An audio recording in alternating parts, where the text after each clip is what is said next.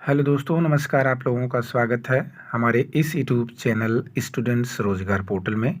चलिए देख लेते हैं छात्र संबंधी आज की महत्वपूर्ण खबरों को। जैसा कि स्क्रीन पर आप देख पा रहे होंगे, मैं यहाँ पर LTGIC प्रवक्ता, Bihar TGT, UP SSSC PET और UPPSC यानी उत्तर प्रदेश लोक सेवा आयोग OTR, इन सभी महत्वपूर्ण खबरों को आगे मैं वीडियो चर्चा करने वाला हूँ।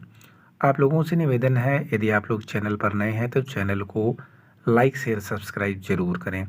आगे की तरफ बढ़ते हैं और देखते हैं आज की पहली खबर को, जो कि LTGIC भर्ती से संबंधित है।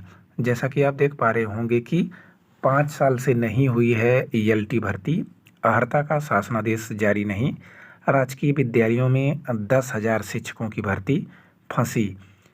प्रदेश के 2,332 राजकीय विद्यालयों में प्रवक्ता और सहायक अध्यापक LT ग्रेड भर्ती के लिए शैक्षिक अहर्ता का मामला सुलझ नहीं सका है।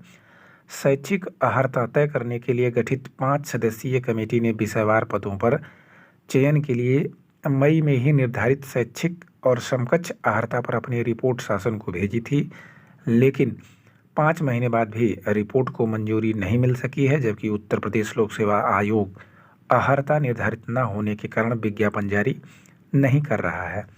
इसके चलते राजकीय विद्यालयों में शिक्षकों के रिक्त 10,322 पदों पर भर्ती नहीं हो पा रही है। इसमें पहले राजकीय विद्यालयों में 10,768 पदों पर LT ग्रेड शिक्षक भर्ती के लिए 15 मार्च 2018 को विज्ञापन आया था। उसमें 2,500 से अधिक पद रिक्त रह गए थे और प्रतीक्षा सूची में अभ्यर्थियों की चयन प्रक्रिया अब तक चल रही है। वहीं प्रवक्ता के 1473 पदों पर भर्ती के लिए 22 दिसंबर 2020 को विज्ञापन आया था। LT भर्ती में हिंदी समेत कुछ विषयों को अहर्ता को लेकर विवाद होने पर अभ्यर्थियों ने हाईकोर्ट का दरवाजा खटखटाया था। यही कारण है कि आयोग ने इस बार विज्ञापन जारी करने से पहले माध्यमिक शिक्षा विभाग के अफसरों से समकक्षता स्पष्ट करने को कहा है, ताकि बाद में कोई विवाद ना हो।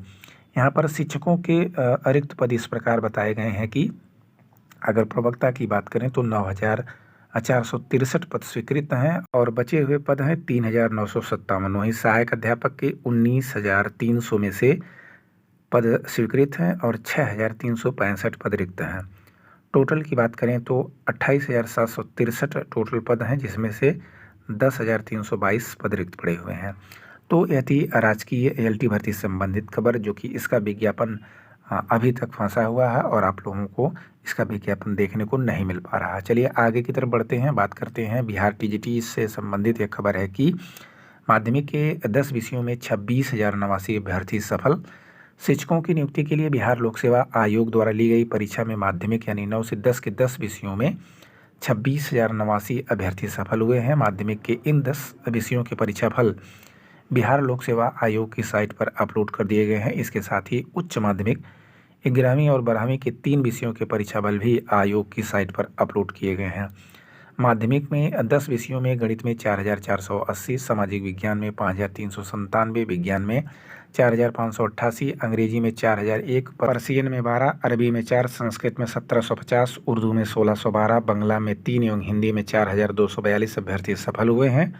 उच्च माध्यमिक के 3 विषयों में कंप्यूटर साइंस में 7,438, बिजनेस स्टडीज में 1,228 एवं अकाउंटेंसी में 563 अभ्यर्थियों को सफलता मिली है। तो यहाँ पर लगभग सभी का परिणाम जारी कर दिया गया है, जिसमें आप लोगों का प्राथमिक शिक्षक भर्ती और TGT PGT समस्त विषयों का लगभग परिणाम जारी हो गया है। जो भी कैंडिडेट इस भर्ती से संबंधित है वो लोग ऑफिशियल साइट पर विजिट कर सकते हैं।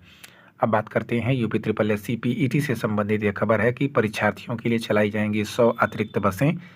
इस माह के अंत में होने वाले PET यानी प्रारंभिक अहर्ता परीक्षा के परीक्षार्थियों के सुगम आवागमन के लिए प्रयागराज से रोडवेज की 100 अतिरिक्त बसें चलेंगी। 28 और 29 अक्टूबर को परीक्षा में बड़ी संख्या में छात्र छात्राओं के शहर में आने और जाने के लिए बसें चलाई जाएंगी।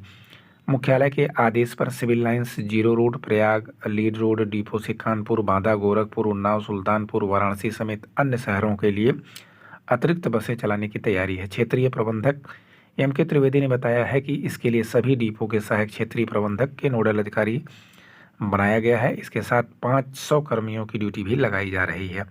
सभी को निर्देशित किया गया है बसों के फुल होते ही रवाना किया जाए और बस अड्डों पर भीड़ न जमा होने पाए। इसकी निगरानी नोडल अफसर करेंगे। परीक्षार्थियों की संख्या को देखते हुए बसों की संख्या बढ़ाई जा सकती है। इसके लिए 50 बसों को रिजर्व में रखा गया है। परीक्षा की बात करें तो 28 और 29 अक्टूबर को दोनों पालियों में यह परीक्षा होगी। तो यह थी UP triple S C PET संबंधित खबर। बढ़ते हैं अंतिम खबर की तरफ। देखते हैं कि आवेदक बढ़े तो धीमा होने लगा ओटीआर का सर्वर। लाखों की संख्या में आवेदन होने से प्रॉब्लम क्रिएट कर रहा है सर्वर। उत्तर प्रदेश लोक सेवा आयोग की वेबसाइट पर कई भर्तियों का विज्ञापन आया है और आवेदकों की भीड़ बढ़ी तो वन टाइम रजिस्ट्रेशन यानी ओटीआर का सर्वर धीमा हो गया है। इस समस्या से बचने के लिए ओटीआर की प्रक्रिया 10 महीने पहले शुरू की गई थी, लेकिन आवेदकों ने पहले पंजीकरण नहीं कराया था। अब भर्ती आई है तो लाखों अभ्यर्थी आवेदन करने के लिए वेबसाइट पर सक्रिय हो गए हैं। ऐसे में कई अभ्यर्थी आवेदन करने से वंचित रह सकते हैं। और वहीं पर हाल ही में पूरी हुई कई आवेदन प्रक्रिया आयोग की वेबसाइट पर वर्तमान में 4 भर्तियों का विज्ञापन है और उसके लिए ऑनलाइन आवेदन लिया जा रहा है। इसमें समीक्षा अधिकारी, सहायक समीक्षा अधिकारी और एपीओ और इसके अलावा विभागीय परीक्षा और सीधी भर्ती के लिए ऑनलाइन आवेदन हो रहा है। हाल ही में staff nurse, Ayurvedic staff nurse, allopathy और सहायक नगर नियोजक के पदों पर भर्ती के आवेदन की प्रक्रिया पूरी हुई है। इन पदों पर भर्ती के लिए सर्वर धीमा हुआ तो आयोग उसकी अंतिम तिथि बढ़ानी पड़ी थी। उस समय सबसे ज़्यादा आवेदन आरओ एआरओ के लिए हो रहे थे। आयोग ने आवेदन की प्रक्रिया ओटीआर से जनवरी 2023 से ही शुरू कर दी गई थी। अभ्यर्थी ओटीआर में पंजीकरण कराकर नंबर प्राप्त कर लिए हैं। वह सर्वर धीमा होने वाले परेशानी से मुक्त था। इस दौरान ओटीआर पर प्रति घंटे हजारों आवेदन हैं, जिससे ओटीआर कराने में समस्या हो रही है। तो यह थी आज की कुछ महत्वपूर्ण खबरें और इस तरीके की खबर को पाने के लिए आप लोग चैनल को लाइक शेयर सब्सक्राइब जरूर करें और फिर मिलते हैं आपसे एक नए वीडियो के साथ। तब तक के लिए आप सभी साथियों से नमस्कार, धन्यवाद, जय हिंद साथियों।